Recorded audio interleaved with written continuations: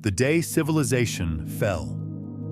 The year was 1200 BCE, and in a single generation, the ancient world died.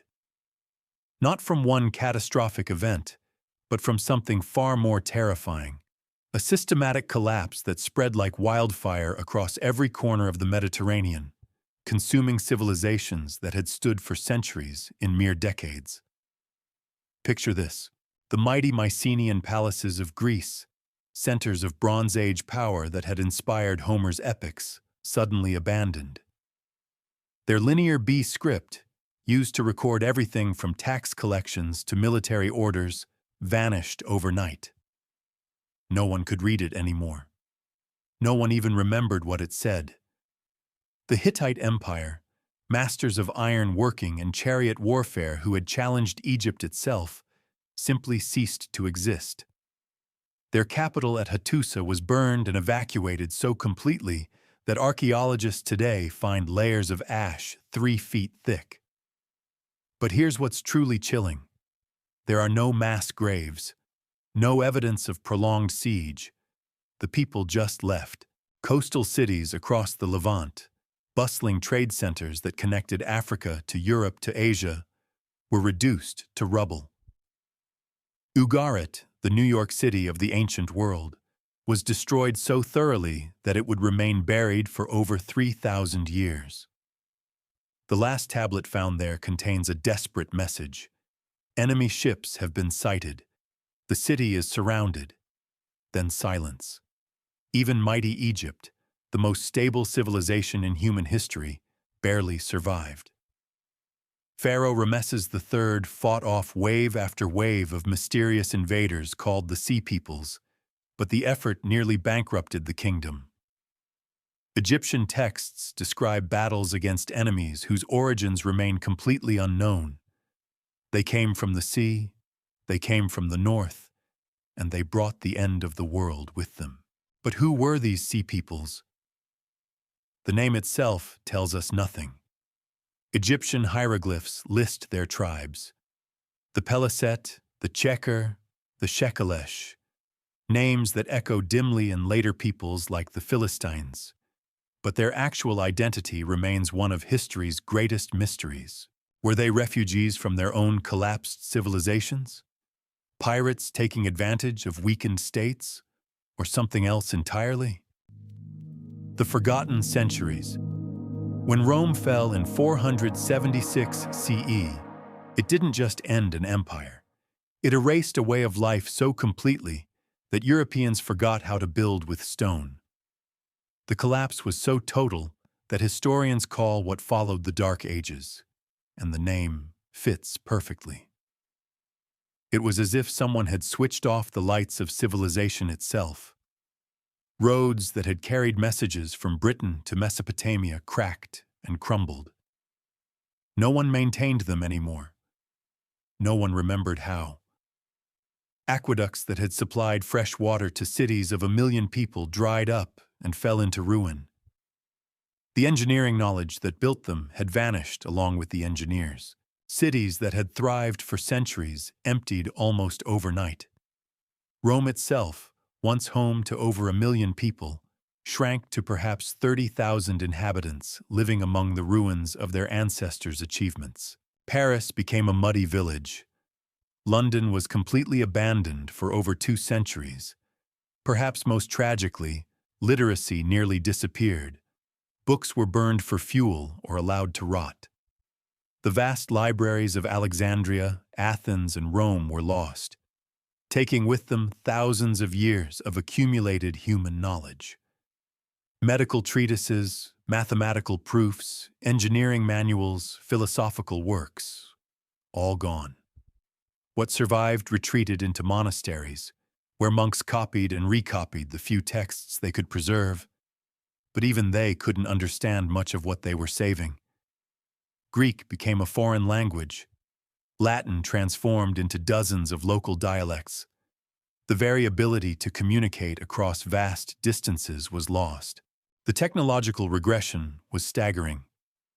Europeans forgot how to make concrete, a technology that wouldn't be rediscovered until the 18th century.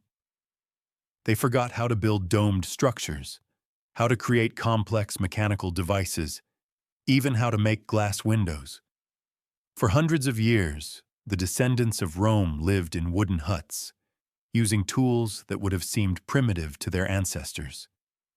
This wasn't gradual decline. This was civilizational amnesia on a scale never seen before or since. The cities that walked away.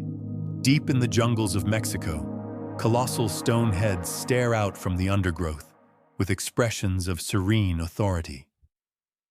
Each one weighs up to 50 tons and displays features unlike any other ancient American artwork. They are the calling cards of the Olmec, a civilization that emerged from nowhere around 1400 BCE with achievements that shouldn't have been possible. The Olmec appeared suddenly in the archaeological record, already possessing sophisticated art, complex religious symbolism, and monumental architecture. They carved jade with precision tools, created the first writing system in the Americas, and developed a calendar that would influence every subsequent Mesoamerican culture. Their ceremonial centers at La Venta and San Lorenzo were marvels of engineering, featuring massive earthen pyramids and precisely aligned plazas. Then, around 300 BCE, they simply vanished. Not gradually, not through conquest or natural disaster. They just stopped. Their cities were abandoned. Their art stopped being produced, and their knowledge disappeared so completely that later civilizations had no memory of them. But the Olmec were just the opening act for an even greater mystery.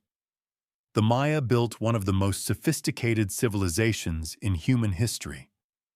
Their astronomers calculated the length of the solar year to within minutes of our modern measurements.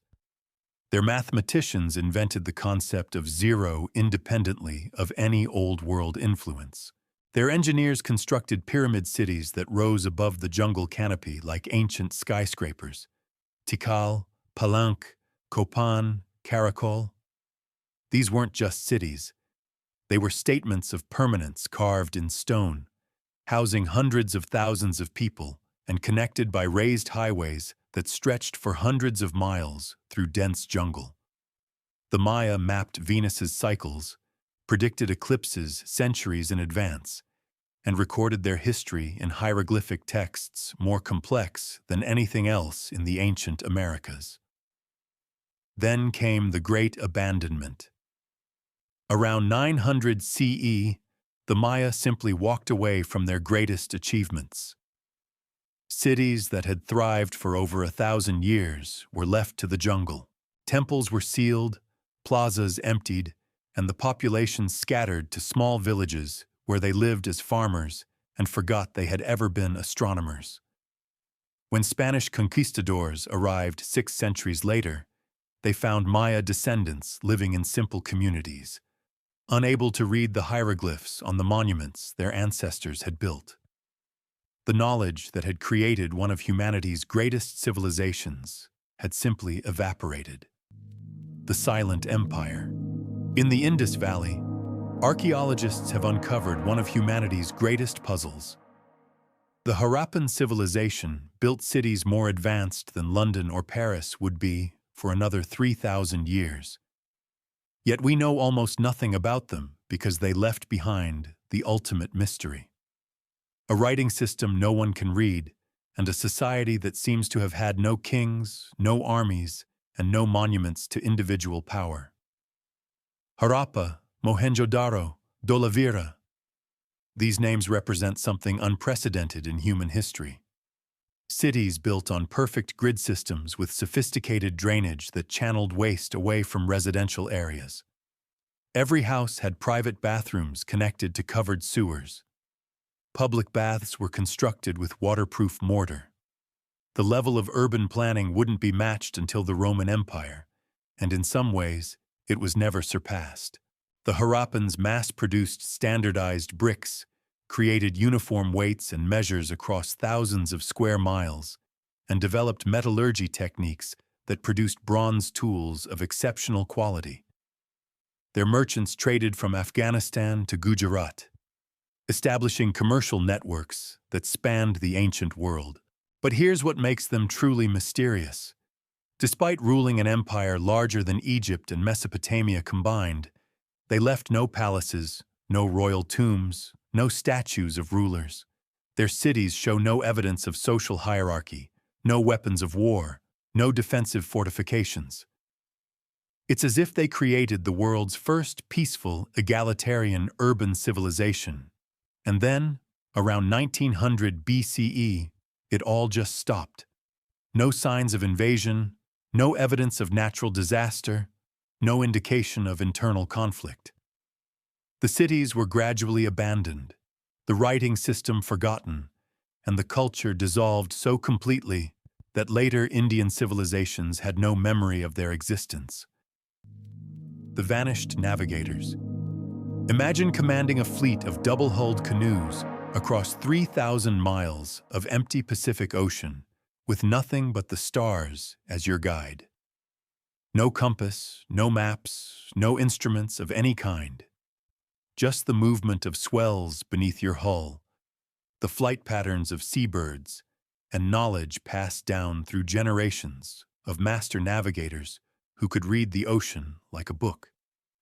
This was the reality of Polynesian wayfinding, perhaps the greatest maritime achievement in human history.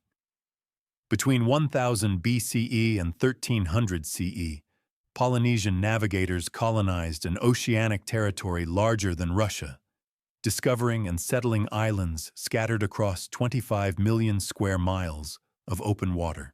They found Hawaii, Easter Island, New Zealand, and hundreds of other specks of land in the vast Pacific using navigation techniques so sophisticated that modern science is still struggling to understand them.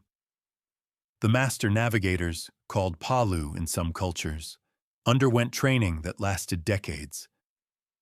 They learned to read wave patterns with their entire bodies, lying in the bottom of canoes and feeling how swells refracted off distant islands still below the horizon. They memorized the rising and setting points of over 200 stars, tracked the seasonal movements of celestial bodies, and interpreted cloud formations that revealed land masses days away. Most remarkably, they created stick charts, intricate constructions of wood, shells, and fiber that represented wave patterns, current flows, and the positions of islands. These weren't maps in any conventional sense. They were three-dimensional models of ocean dynamics that captured information no Western navigation system could represent. Each chart was unique to its creator, encoding knowledge so complex and personal that it took years to learn how to read even a single one. But when Captain James Cook encountered Polynesian navigators in the 1770s, this extraordinary knowledge was already fading. Many island communities had forgotten how to make long ocean voyages. The stick charts were becoming museum pieces. The training schools for master navigators had closed centuries earlier. By the time anthropologists began seriously studying Polynesian navigation in the 20th century, they found a civilization suffering from profound amnesia. The descendants of the world's greatest ocean explorers were living on isolated islands, cut off from each other and from the knowledge that had once connected their entire world. What caused this collapse? Some scholars point to the medieval warm period ending around 1300 CE, which disrupted weather patterns and ocean currents throughout the Pacific. Others suggest that population pressure on small islands made long-distance voyaging too risky. But the most troubling possibility is that the knowledge was deliberately abandoned. Polynesian oral traditions speak of devastating wars between island groups, conflicts so destructive that they shattered the networks of communication and trade that had sustained wayfinding knowledge. When trust broke down between communities, the sharing of navigation secrets stopped. Master navigators took their knowledge to their graves rather than risk it falling into enemy hands. Today, only fragments remain. A few elders in Micronesia still remember portions of the ancient techniques. Navigation societies in Hawaii and Tahiti have attempted to reconstruct traditional methods, but they're working from incomplete information, trying to rebuild a science that took thousands of years to develop. The civilization that appeared overnight, in the year 3100 BCE, something impossible happened along the Nile River. Egyptian civilization didn't gradually develop. It didn't slowly evolve from simpler cultures. It exploded into existence, fully formed and impossibly sophisticated, as if someone had flipped a switch and turned on the lights of human achievement. Within a few generations, the Egyptians had developed hieroglyphic writing, complex mathematics, monumental stone architecture, and a centralized government that would endure for 3,000 years. They built the first true pyramids, created the earliest known surgical texts, and established administrative systems so efficient that they managed resources across hundreds of miles of desert and fertile river valley. This sudden emergence defies everything we know about cultural development. Civilizations are supposed to evolve gradually. Writing systems develop over centuries. Architectural techniques advance through trial and error. Political structures emerge from smaller, simpler organizations. But Egyptian civilization appears in the archaeological record like a bolt of lightning, blazing with achievements that wouldn't be matched for millennia. The Great Pyramid of Giza, built just 500 years after Egyptian civilization supposedly began, demonstrates engineering precision that modern construction still struggles to replicate. Its base is leveled to within just 2.1 centimeters. Its orientation to true north is accurate to within 3 arc minutes. Even more mysterious is the evidence suggesting that sophisticated cultures existed in Northeast Africa long before dynastic Egypt began. The Sphinx shows erosion patterns consistent with heavy rainfall, but the Sahara became arid around 4000 BCE, well before the Sphinx was supposedly built. Either our dating is completely wrong, or the monument was created when the region was still green and wet. Rock art scattered across what is now the Sahara Desert depicts cattle herding, river scenes, and complex social gatherings in areas that have been bone-dry wasteland for thousands of years. These images suggest thriving cultures that existed when North Africa was a garden, not a desert.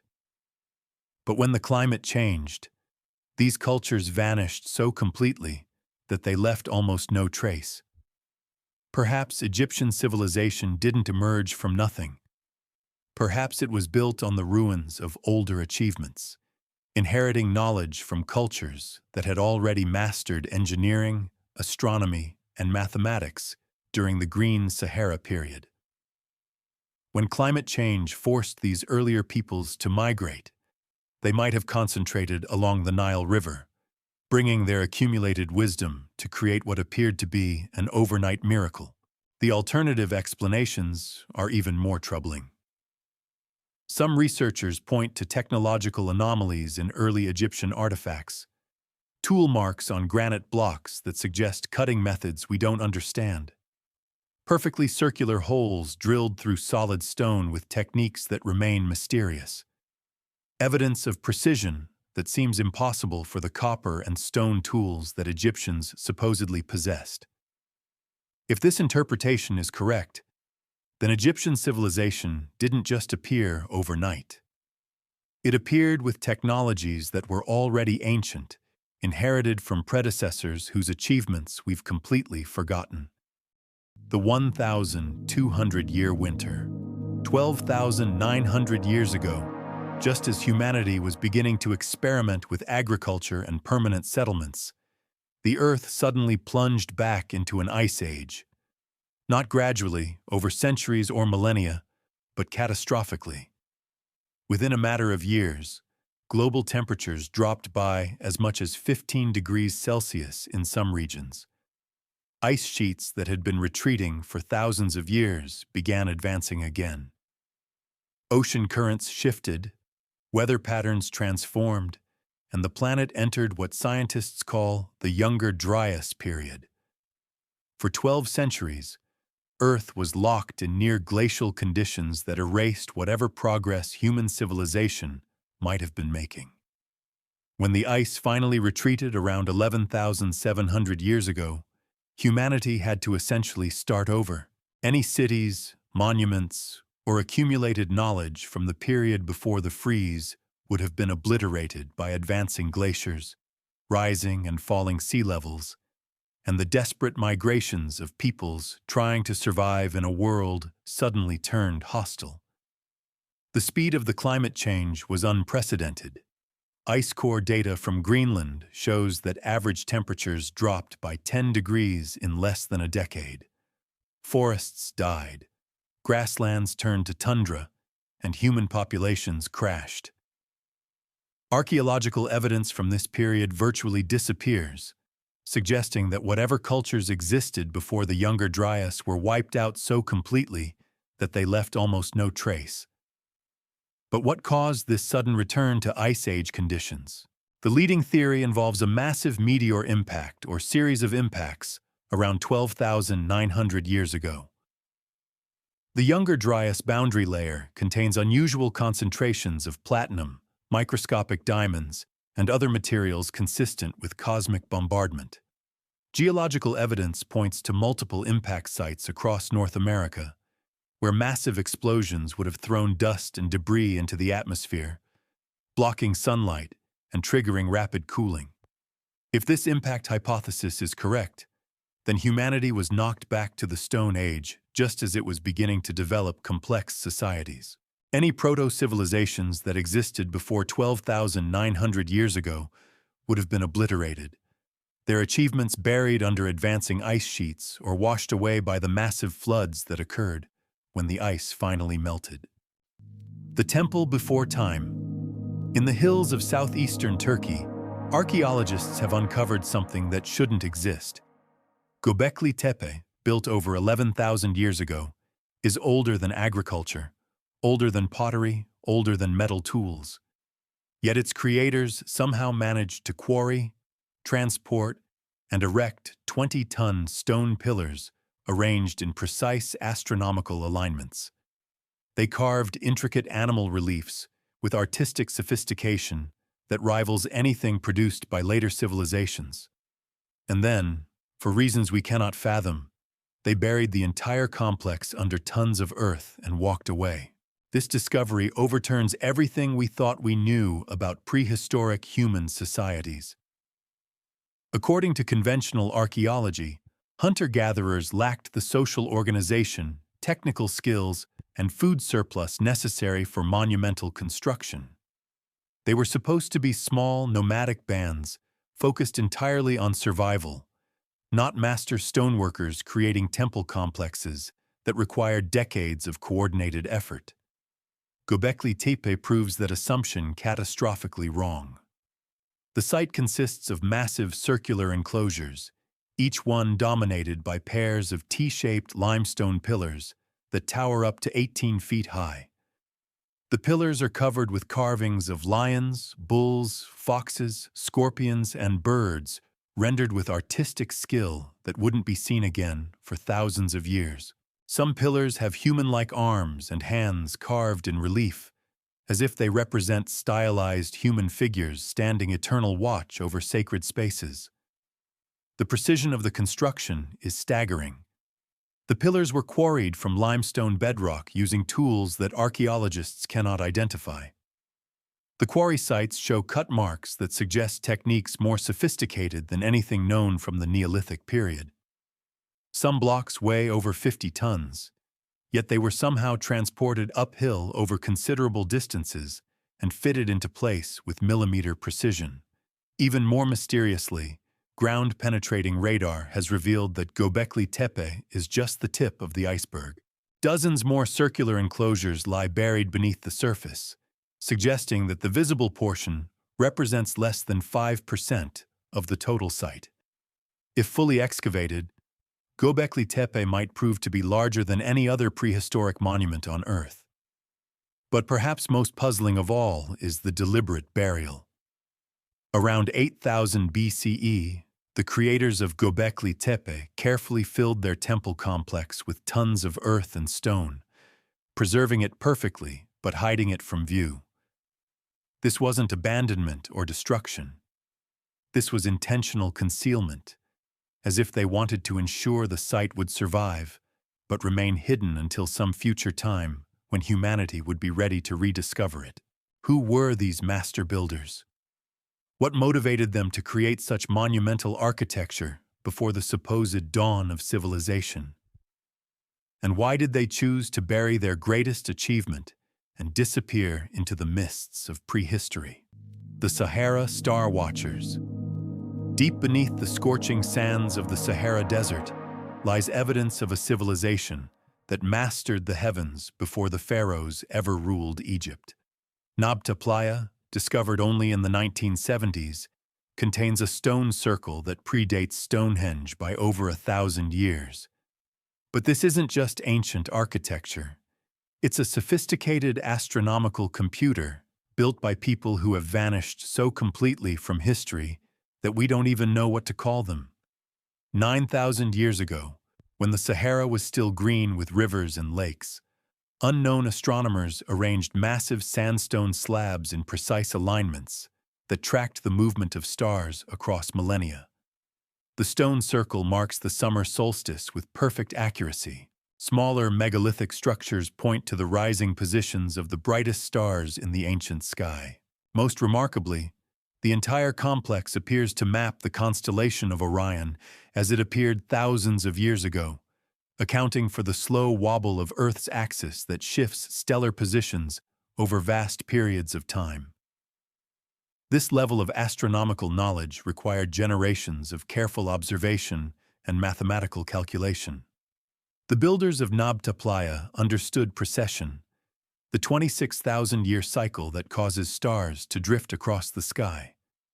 They tracked the heliacal rising of Sirius, the brightest star in the night sky, and used it to predict the annual flooding of ancient rivers. They were doing advanced astronomy when most of humanity was still learning to farm. But who were these master stargazers? Archaeological evidence suggests they were nomadic cattle herders who gathered at Nabta Playa during seasonal migrations. Yet nomads aren't supposed to build permanent astronomical observatories. They don't typically invest decades in projects that require precise measurements and complex mathematical understanding. The conventional picture of prehistoric African societies simply cannot account for what exists at Nabta Playa. Even more mysterious is what happened to this astronomical tradition. When climate change transformed the Sahara from grassland to desert around 5000 BCE, the Star Watchers disappeared. Their knowledge didn't transfer to early Egyptian civilization, despite the proximity. The sophisticated astronomy of Nabta Playa seems to have died with its creators, leaving behind only silent stones that continue to point towards stars whose names we'll never know. Recent excavations have revealed that Nabta Playa was just one node in a network of similar sites, scattered across what is now the Sahara. Ground-penetrating radar has identified dozens of buried stone structures, suggesting that an entire civilization of astronomical observers once thrived in the green Sahara. When the desert claimed their homeland, it also claimed their legacy, burying achievements that wouldn't be matched until the classical civilizations of Greece and Rome. The city with no doors. In the heart of Anatolia, archaeologists have uncovered humanity's first experiment with urban living. Çatalhöyük, dating to 7,500 BCE, housed up to 8,000 people in a honeycomb of connected buildings that stretched for miles across the landscape. But this ancient city followed rules that make no sense to modern minds. There were no streets, no doors, no public spaces. People entered their homes through holes in the roof and traveled across the city by walking on rooftops. The implications are staggering. This wasn't just a large settlement. It was a completely different way of organizing human society. Every house was identical in size and layout. There were no palaces, no elite districts, no obvious markers of social hierarchy. Wealth was distributed equally, with every family having access to the same resources, the same living space, the same burial rights. Çatalhöyük appears to have been humanity's first egalitarian city. The artwork found throughout the site is unlike anything else from the prehistoric world. Wall paintings depict massive bulls, geometric patterns, and scenes of human figures that seem to dance or ritual. The famous mother goddess figurines show sophisticated understanding of human anatomy and artistic expression. Most remarkably, many buildings contained elaborate shrines with bull skulls, leopard reliefs, and painted imagery that suggests complex religious beliefs. But perhaps most mysterious are the burial practices. The people of Çatalhöyük buried their dead beneath the floors of their houses, literally living above their ancestors. Some buildings contain dozens of skeletons, representing generations of families interred in domestic spaces. This intimate relationship between the living and the dead suggests spiritual beliefs that we can barely comprehend. For over 1,000 years, this unique urban experiment thrived. The population grew, the artwork became more sophisticated, and the city expanded across the landscape. Trade networks brought obsidian from distant volcanoes, shells from Mediterranean coasts, and copper from Anatolian highlands. Çatalhöyük was connected to a wider world of exchange and communication.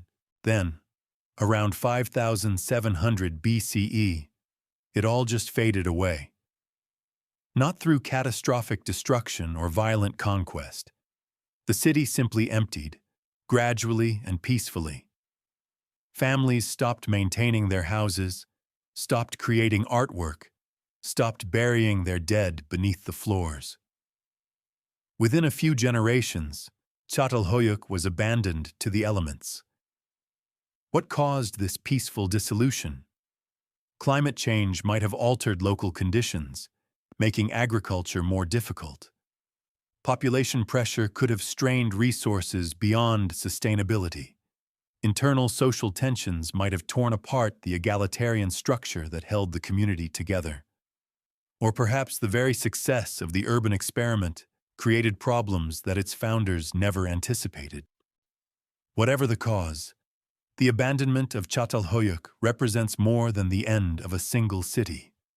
It marks the failure of humanity's first attempt at truly egalitarian urban living. The cities that followed would be organized around kings and priests, palaces and temples, rigid social hierarchies that concentrated power in the hands of elites. The dream of Çatalhöyük, a city where everyone was equal, would not be attempted again for thousands of years. The loss is profound. Archaeological evidence suggests that Çatalhöyük had developed sophisticated techniques for conflict resolution, resource distribution, and community decision-making. They had solved problems that continue to plague human societies today. But when the city died, those solutions died with it, buried beneath centuries of accumulated earth and forgotten by civilizations that chose different paths. Today, as we struggle with urban inequality, environmental degradation, and social fragmentation, the ruins of Çatalhöyük offer a haunting reminder of possibilities we abandoned. Humanity once knew how to build cities without kings, organize societies without hierarchy, and live together without the violence and exploitation that would characterize later civilizations. That knowledge exists now only in the silent walls of houses where no doors were ever needed, because trust was the foundation upon which everything else was built. These 10 missing chapters of human history reveal a disturbing pattern. Again and again, civilizations achieved remarkable heights only to vanish completely, taking their knowledge and achievements with them. The Bronze Age collapse eliminated writing systems and trade networks that had connected 3 continents. The fall of Rome erased engineering knowledge that wouldn't be recovered for centuries. The Maya abandoned cities that rivaled anything in the medieval world. But perhaps most troubling is what these disappearances suggest about the fragility of human civilization itself. We like to imagine progress as inevitable, knowledge as cumulative, civilization as permanent. The missing chapters tell a different story. They reveal civilizations as delicate constructions that can vanish overnight, taking with them achievements that required centuries to develop. The pattern suggests that we are not the first advanced civilization to walk this planet, and we may not be the last. The technologies we consider permanent, the knowledge we assume will endure, the social structures we believe are eternal, all of these might prove as fragile as the stone heads of the Olmec or the astronomical computers buried beneath the Sahara. Human history is not a straight line of progress. It is a series of peaks and valleys, achievements and catastrophes, brilliance and forgetting. The missing chapters remind us that civilization itself is an ongoing experiment, one that has failed before and could fail again. The question is not whether we will face our own collapse, but whether we will learn from the civilizations that came before us, or repeat their mysterious disappearances into the void of forgotten history.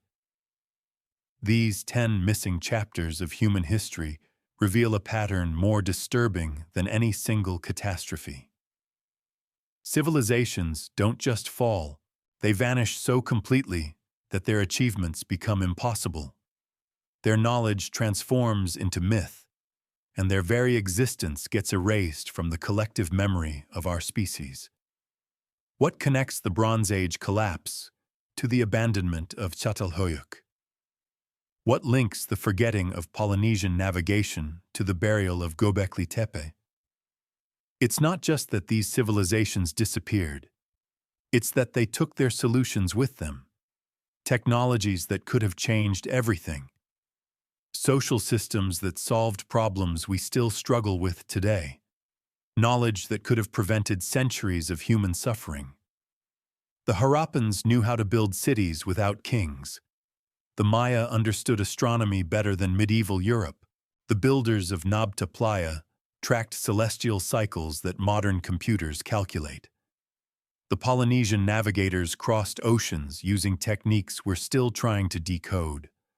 All of this wisdom simply evaporated, leaving behind only fragments and mysteries. Perhaps the most chilling realization is this. We are not living in humanity's first advanced civilization. We are living in humanity's latest attempt.